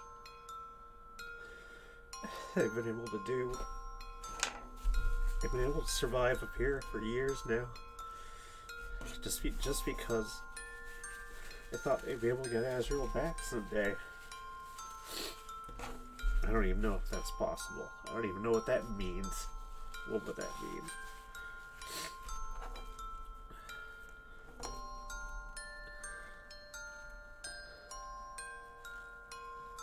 I wish I had any confidence in it as a goal. Even though there is someone here with us in our system plurality or whatever. Someone who is apparently Azrael and Azrael. Different though. Changed forever, I suppose. That was one of the things that Chara had to learn to understand in their time here. Was that they could get Azrael back, but they knew that Azrael would never be the same again. that there was no way that they could have experienced everything that they did, first as themselves and then in childhood and then as Flowey, that to come back to life after that would change them irrevocably. And somehow Chara was able to realize that it didn't matter, that they still wanted Azrael back, even if Azrael wasn't the same person anymore.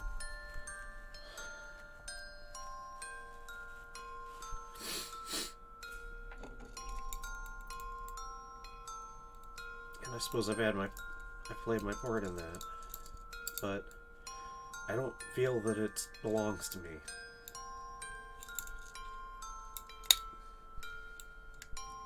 I'm just someone who's put in work. I have here in front of me Chara's heart locket. It's a commercial item. It's something that was packaged with a particular release of Undertale, and one of Chara's real life friends gave it to them as a gift. It's been beat up. Chara carried it with them for a time when they were working at a factory, and it took damage. One of the little tines is gone from it. It plays the tune that we're hearing right now.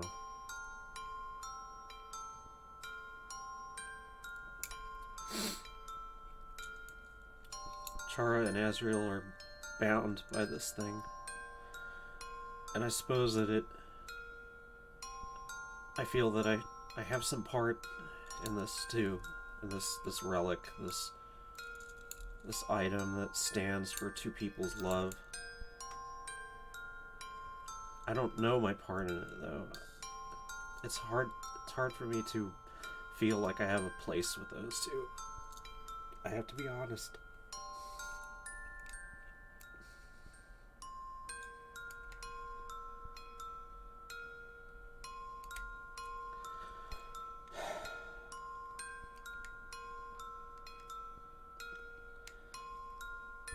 Maybe it's just because I don't know how to reciprocate. They know how to be with each other. I don't know how to be with them.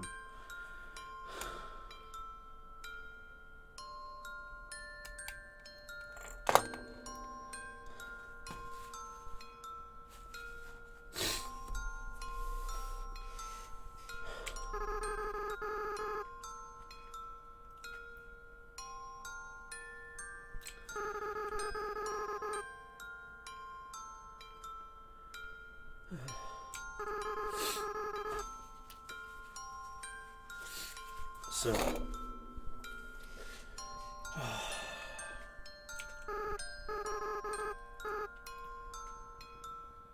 it's weird. I don't. People love me as a character. Probably a lot more than they love Chara. Chara, who's been made into a monster of this franchise. Maybe deservedly. Chara is capable of tremendous anger, tremendous rage. I really do believe that if Chara and Azrael ever really put their heads together, and even now, in this strange form, they could figure out a way of destroying everything. If they were angry enough. But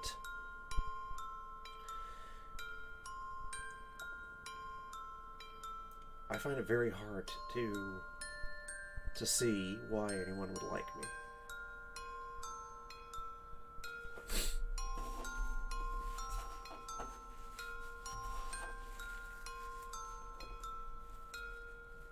Not them. They're so sweet together.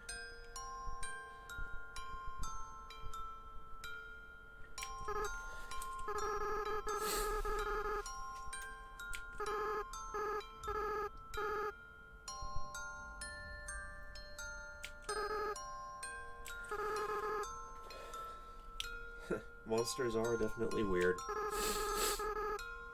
Even though they barely know you, feels like they all really love you.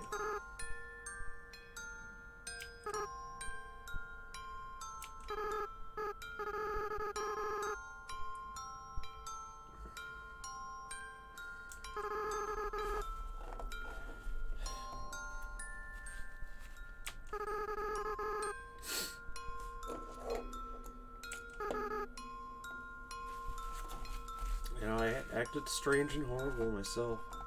I don't remember doing it. Not really. But I have some idea.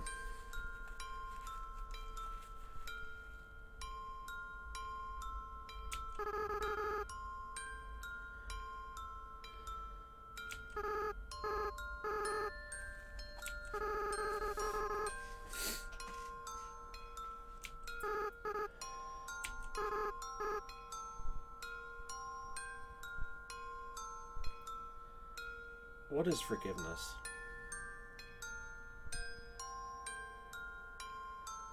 We've struggled with that as a concept. What does it even mean? It's something that it's a concept we've almost learned to despise because of how it's abused. People in this broken, awful society in which we all find ourselves trapped. The society of white people, to be honest, the society that white civilization created, is full of human beings who feel that they are entitled to forgiveness. That there is no crime that they should be able to commit. That there's no crime that they could commit that shouldn't be simply treated as if it never happened.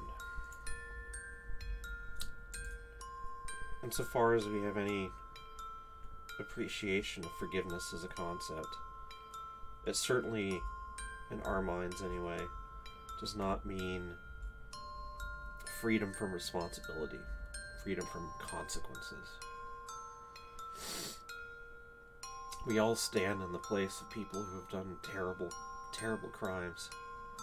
Chara, Azrael, myself, all three of us.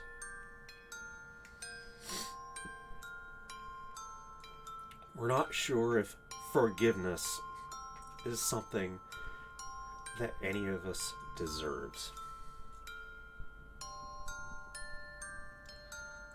But if by forgiveness here is meant, do I want Azrael to have a nice life. I want Azrael to survive all of this mess. And somehow, even from this low point, find happiness with Chara again. And if in order to do that I have to forgive them, then forgive them I will. If that's what forgiveness means here.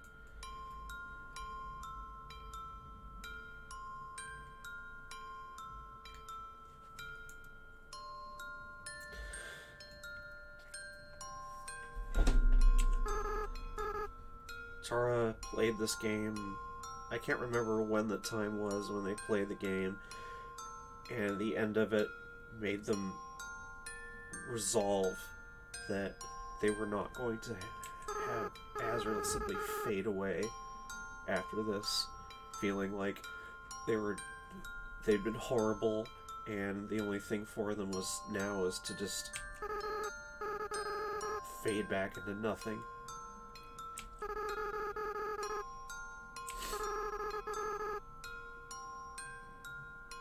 I'm getting ahead of myself a little bit there.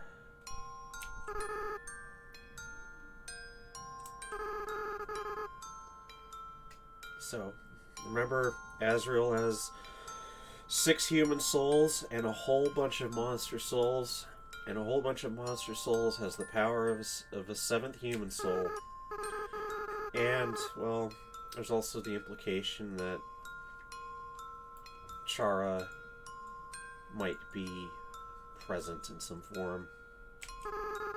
In any case, Azrael now has the power to set the monsters free.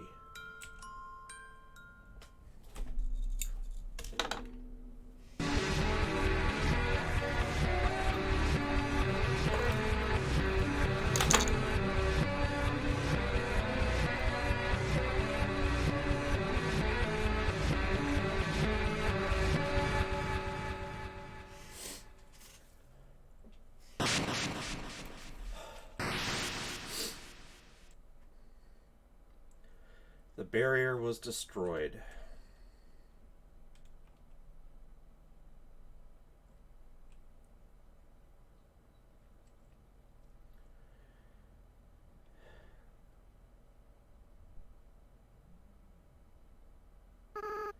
Frisk.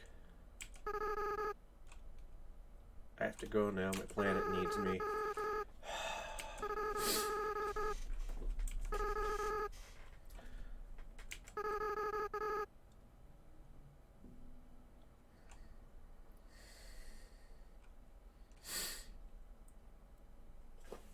So yes, Azrael is going to turn back into Flowey again, although Flowey has memories. We know that much. So it seems difficult to believe that Flowey would be the same as they were after this. And we are going to see a little bit more of Flowey, and I will show that.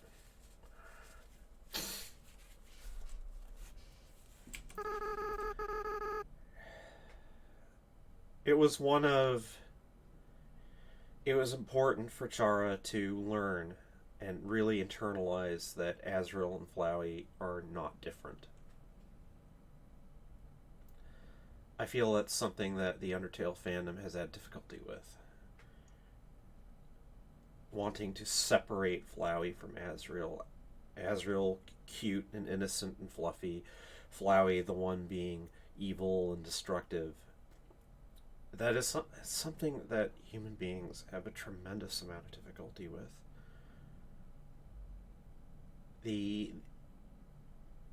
It's an ironic thing, I suppose, for a plural person such as we are to talk about how it's dangerous to divide oneself up, but the danger, I don't think it comes from simply dividing oneself up. It comes from dividing oneself up and not recognizing the divisions and treating them as though they were insuperable walls. People compartmentalize. They do bad things, and then they convince themselves that it wasn't really them that did it. It was some other part of them that doesn't matter and is in the past. And I think that's what a lot of religious conversion ends up, how that ends up working. I was a bad person, but now I am a good person, with this definite line drawn between what the bad and the good. And I think people have done that with Azrael. They want Azrael to be good, and they want Flowey to be bad, and they don't want them to share any sort of identity with one another. But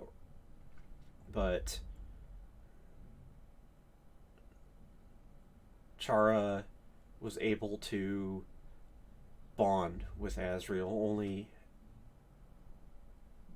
after coming to accept that there wasn't any distinction to be made. Flowey was Azrael, Azrael was Flowey.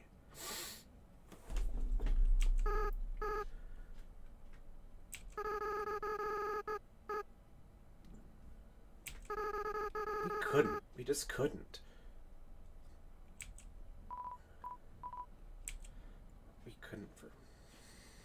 Was it wrong?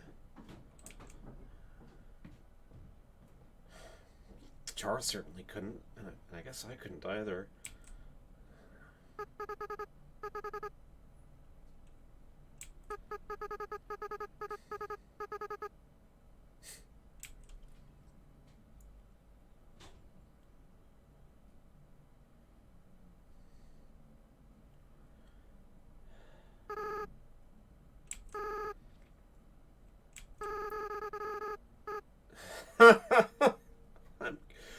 I am any. I wish I. No. I wish I had any confidence in that. Do a great job of what?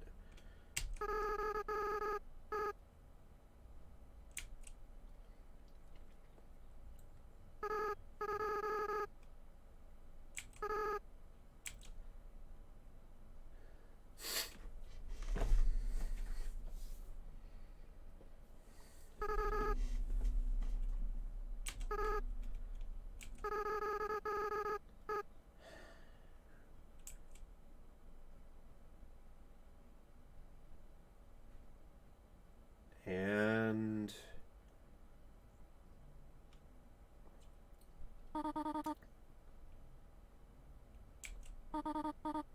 so the first time, by the way, that anyone addresses you from the outside with Frisk's name as opposed to the name that you entered in, the player character name, the name that is standing in for Chara's. This is all just a bad dream. Please wake up. And yeah,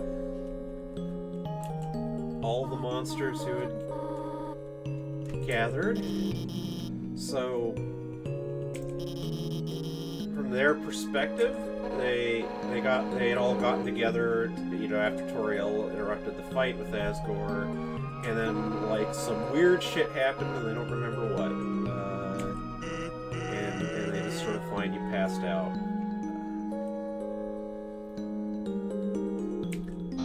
Made Papyrus cry like a baby.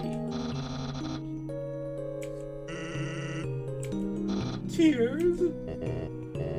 No. The important part is that Frisk is alright. Here, Frisk, why not drink some tea? You really want to give me tea, Fluffy Buns? Toriel's gently... yeah.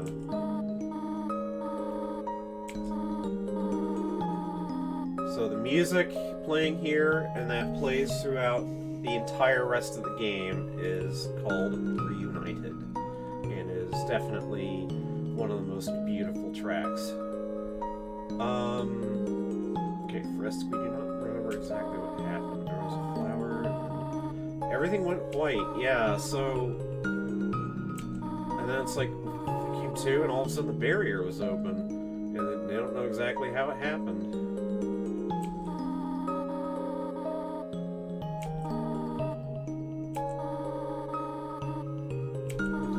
So,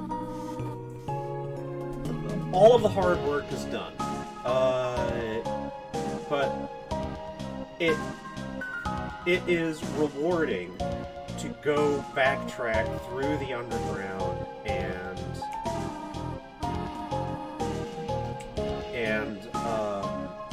do what some people call it the victory lap. And I am going to do that, but I'm going to do that on a subsequent session because I've been playing for almost 2 hours.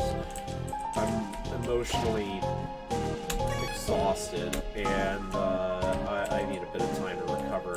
So, also, when I do that, there's dialogue to be had from all your monster friends, and then finally, one could leave and gets to the end of the game proper. But really, the game is more or less over at this point. I can leave immediately if I wanted. But there are things left to do. And one more thing I'll add is that